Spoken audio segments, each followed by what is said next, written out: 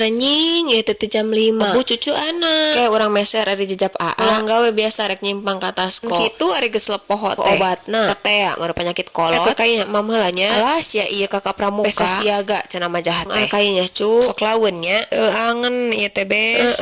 Kitu mah ido sama sok ngalali-lali kana dahar. Da atuh ari isuk teh tarawa kahayang oleh sangu kamurel kana nyeri sirah teh mun dedelan sangu teh. Sana nama saringkok ieu teh. Cenah Dede Oyo. Ada sakemol matak bener. Pangosenkeun teh. Sok we lah ieu duakeun jeung ibu. Duaaneun. Enak teh ieu teh geus buburna teh. Dah kitu enggar tepati narima ieu teh lambung teh. Kahayang teu kanyat beak da ieu teh. Hampura da Gusti. Dan ngamumubah kana dahareun. Da ai enggeus kumaha. Geus ieu teh warungna teh. Warung bade ka Sumela aya pokona nama. Hiliwir ada jejak budak leungit eta bakaran. Ieu mah geus moal bener. Dedelan ku obat ku ieu. Mun we jadi sare aning imah mah ku ieu siga keneh sampalan. Ditoli-toli. Nya bener. Dis ekonomi mah cenah nya.